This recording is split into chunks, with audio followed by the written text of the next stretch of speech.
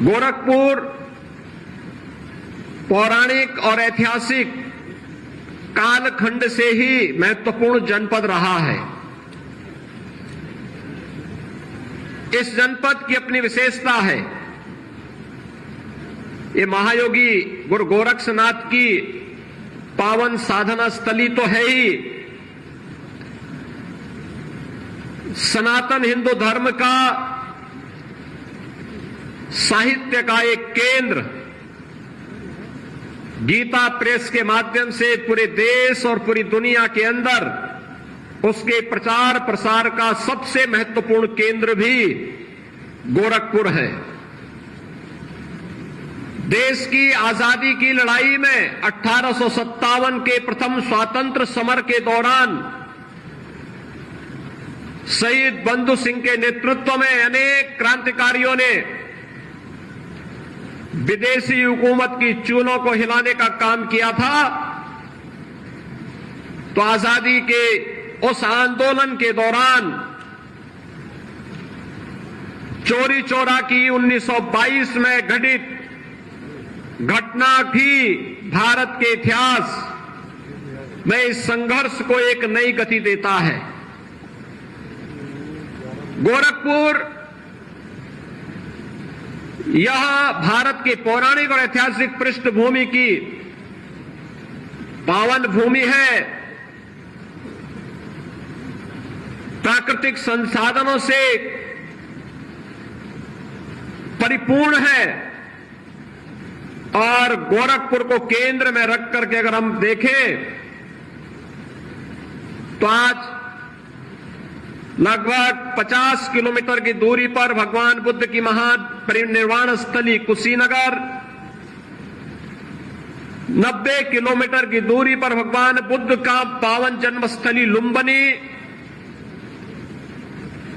25 kilometre की दूरी पर संत कबीर की निर्माण स्थली मगहर, पौने 200 किलोमीटर की दूरी पर श्री राम जन्मभूमि अयोध्या और 250 किलोमीटर की दूरी पर बाबा विश्वनाथ की पावन नगरी काशी या गोरखपुर को केंद्र में रख करके देखें तो ये दूरी गोरखपुर के अगल बगल के पावन स्थल हम सबका ध्यान आकर्षित करते हैं।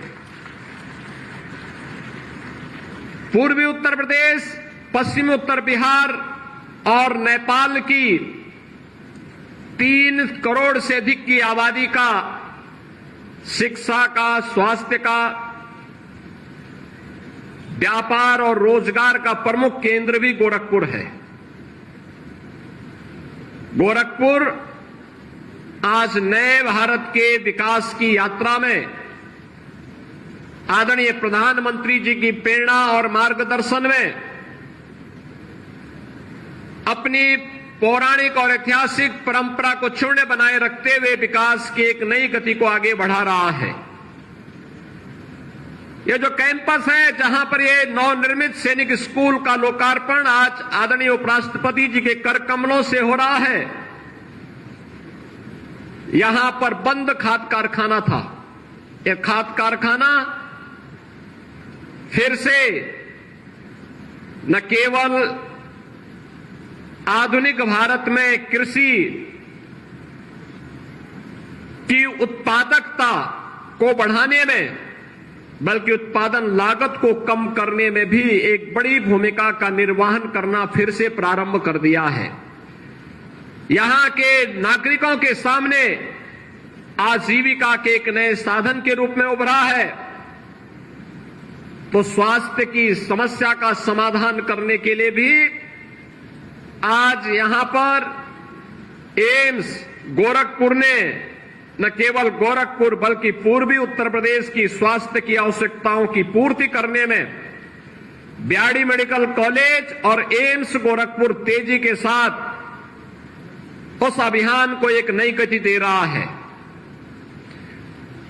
यहां के अन्नदाता किसानों की मेहनत, गन्ना उत्पादन के लिए चल रही चीनी मिलें यहां पे रोजगार की प्रमुख साधन है, तो आज का अत्याधुनिक इंफ्रास्ट्रक्चर भी गोरखपुर और पूर्वी उत्तर प्रदेश को एक नई पहचान दे रहा है। एक्सप्रेसवे हो, इंटर स्टेट 4 लेन और 6 लेन की कनेक्टिविटी हो, या फिर नए नए आ रहे उद्योग, यह एक नई पहचान बन रही है। अब उत्तर प्रदेश के इस उत्तर पूर्व क्षेत्र में शिक्षा, स्वास्थ्य और निवेश के बेहतरीन ड्रीम डेस्टिनेशन के रूप में गोरखपुर तेजी के साथ आगे बढ़ा है। आज ऐसे गोरखपुर में आदरणीय उपराष्ट्रपति जी का आगमन, गोरखपुर में सैनिक स्कूल का शुभारंभ हमारी वर्तमान पीढ़ी को और देश के उज्जवल भविष्य को आगे बढ़ाने में एक महती भूमिका का निर्वहन करने जा रहा है। इस दृष्टि से आज गोरखपुर वासियों को अपने देश के लोकप्रिय उपराष्ट्रपति जी के स्वागत का अवसर प्राप्त हुआ है। मैं इस अवसर पर उनकी कृपापूर्ण उपस्थिति जो आज गोरखपुर में हुई है, इसके लिए उत्तर प्रदेश की सरकार की ओर से, आप सभी जनता जनार्दन की ओर से और सैनिक स्कूल परिवार के सभी छात्र छात्राओं की ओर से आदरणीय उपराष्ट्रपति जी का, आदरणीय श्रीमती उपराष्ट्रपति जी का हृदय से स्वागत करता हूं, अभिनंदन करता हूं। जैसा कि यहां पर बताया गया कि यह सैनिक स्कूल इस पवित्र प्रांगण में लगभग 50 एकड़ क्षेत्रफल में स्थापित किया गया है। मुख्य भवन के साथ ही एक सैनिक स्कूल में देश के पहले सीडीएस जनरल बिपिन रावत के नाम पर ऑडिटोरियम का निर्माण संपन्न हुआ है। 1000 सीटों का वह ऑडिटोरियम यहां की आवश्यकताओं की पूर्ति के लिए अत्यंत उपयोगी साबित होगा। कारगिल के शहीद कैप्टन बत्रा के नाम पर मल्टीपर्पज हॉल के साथ ही यहां पे एकलव्य शूटिंग रेंज भी है और साथ साथ अत्याधुनिक स्विमिंग पूल भी यहां पे प्रैक्टिस के लिए इन बच्चों के लिए, सैनिक स्कूल में अध्ययन करने वाले छात्र छात्राओं के लिए उपलब्ध कराया गया है। राइडिंग की भी सुविधा रहेगी और साथ साथ यहां पर छात्रावास भी बालक और बालिकाओं के लिए बनाने के साथ ही 6 और 9th क्लास में इन बच्चों के प्रवेश शिक्षकों का ओरिएंटेशन कोर्स के साथ प्रारंभ हुआ है। आज का दिन हमारे लिए महत्वपूर्ण इसलिए भी है कि जब शिक्षा के क्षेत्र में नए कार्यक्रम आगे बढ़ाने की दिशा में हम लोग आगे बढ़े हैं, मैं उपराष्ट्रपति जी के संज्ञान में इस बात को लाना चाहूंगा कि देश की आबादी का सबसे बड़ा राज्य होने के नाते अकेले बेसिक शिक्षा परिषद के अंदर हमारे पास उत्तर प्रदेश सरकार के द्वारा संचालित 1,56,000 से अधिक स्कूल मौजूद हैं। इन स्कूलों में 2017 के पहले बुनियादी सुविधाओं का अभाव देखा जाता था। हम लोगों ने 2017 में आने के बाद एक प्रयास प्रारंभ किया कि आखिर हर एक व्यक्ति, वह कम पढ़ा लिखा हो, ज्यादा पढ़ा लिखा हो, लेकिन हर एक व्यक्ति किसी न किसी स्कूल के साथ उसका संबंध रहता है। और अगर हम जन सहभागिता के माध्यम से ऑपरेशन कायाकल्प के एक अभियान को आगे बढ़ाएंगे और इन स्कूलों में बुनियादी सुविधाओं से इन्हें आच्छादित करेंगे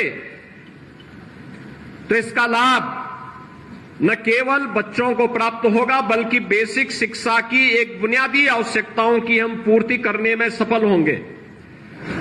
कई मौकों पर लोकसभा में देश को संदेश दिया और अब उत्तर प्रदेश के मुख्यमंत्री के रूप में उसी भूमिका को सशक्त निभा रहे हैं। माननीय मुख्यमंत्री जी, ये मेरा परम सौभाग्य रहा कि महंत अवधनाथ जी, श्रद्धेय अवधनाथ जी के साथ में लोकसभा में सदस्य रहा। मुझे उनके मार्गदर्शन का फायदा मिला और जब केंद्र में मैं मंत्री बना, जिन कुछ लोगों से मैंने आशीर्वाद लिया उनमें आपके गुरु भी थे।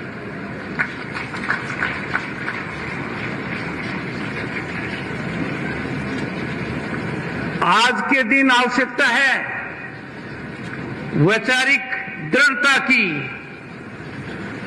मूल चिंतन प्रतिबद्धता की और राष्ट्र भावना के प्रसारण की।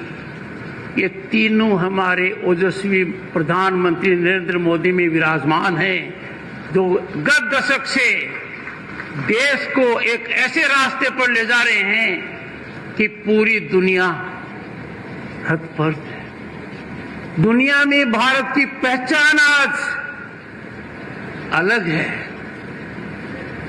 और इसमें उत्तर प्रदेश की भागीदारी 2017 के बाद गुणात्मक है। देश का सबसे बड़ा प्रदेश उससे पहले किस चपेट में था? डर की चपेट में था, शासन शिथिल था, आम आदमी परेशान था, कानून का राज नजर नहीं आता था। आपने ये ख्याति अर्जित की है और देश में जो विकास की गंगा बह रही है उसमें आपने उत्तर प्रदेश की भागीदारी 2017 से निरंतरता से की है। ये राष्ट्र निर्माण में बहुत बड़ा योगदान है। हम भारतीय हैं, भारतीयता हमारी पहचान है। राष्ट्र हमारा धर्म है, राष्ट्र के प्रति हमारा समर्पण पूर्ण है। हमें निजी स्वार्थ, राजनीतिक स्वार्थ से ऊपर राष्ट्र धर्म रखना पड़ेगा। यदि अगर इसमें कमजोरी आती है तो हजारों साल की संस्कृति के प्रति हम कुठाराघात करते हैं, क्योंकि आज का भारत 10 वर्ष पहले का भारत नहीं है। तब भारत की स्थिति क्या थी और मैंने तो खुद देखा है। एक जमाना था, मैं मंत्री था केंद्र में, सोने की चिड़िया कहलाने वाले देश का सोना हवाई जहाज से स्विट्जरलैंड के 2 बैंकों में गिरवी रखा गया, हमारी साख बने। क्योंकि हमारा फॉरेन एक्सचेंज तब 1 बिलियन और 2 बिलियन US डॉलर के बीच में था, जो आज माननीय मुख्यमंत्री जी 680 बिलियन से ज्यादा है। कहां आ गए हम? मंत्री की हैसियत से जब कश्मीर गया 1990 में, श्रीनगर में कोई दिखाई नहीं दिया। उस जम्मू एंड कश्मीर में हर साल पिछले 2-3 साल से 2 करोड़ से ज्यादा पर्यटक जा रहे हैं। ये आप आज के भारत में हुआ है। 370 अनुच्छेद, जिसको संविधान निर्माताओं ने टेम्पररी कहा, कुछ लोग वहम में उसको परमानेंट मान बैठे। इस कालखंड में, इस दशक में उसको विलुप्त कर दिया गया। ये आज का भारत है। इसीलिए मैं आपसे कहता हूं कि यदि अगर हम राष्ट्रवाद से समझौता करेंगे, वो राष्ट्र के साथ चरम धोखा होगा। जो लोग ऐसा कर रहे हैं, आवश्यकता है उनको समझाने की, वरना जनता को आध्यात्मिक प्रतिघात उन पर करना पड़ेगा।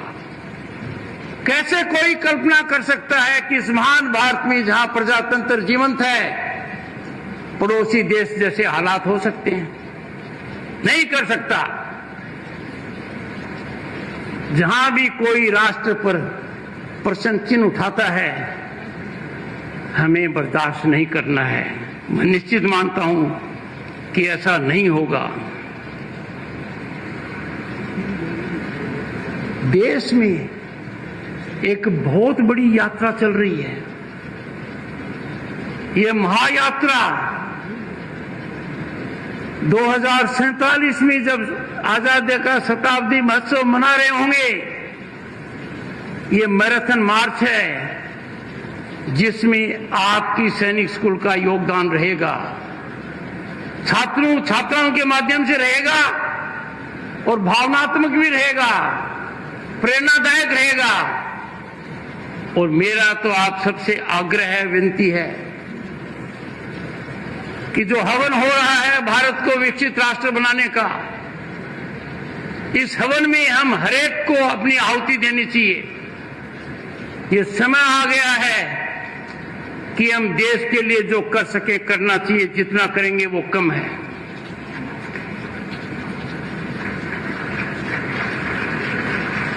मैं छात्रों से एक बात कहना चाहूंगा जो मैंने खुद महसूस की है।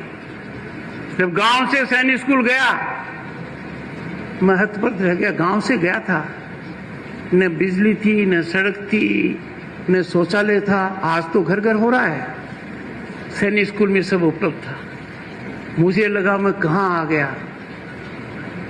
बाद में मुझे पता लगा कि मैं सैनिक स्कूल की वजह से कहां आ गया। ये सैनिक स्कूल की शिक्षा है जिसकी वजह से मैं आपके समक्ष हूं। तो मेरे प्यारे बच्चों बच्चियों, मैं आपसे पहली बात ये कहूंगा, डर का डर अपने मन से निकाल दो। डर का डर हमेशा इमेजिनरी होता है, फैंसीफुल होता है, इसका कोई आधार नहीं होता है। आप डरोगे, आपकी प्रतिभा कुंठित होगी। दूसरा, असफलता से तो बिल्कुल ही मत डरिए। असफलता सफलता का शुरुआत केंद्र है। याद कीजिए चंद्रयान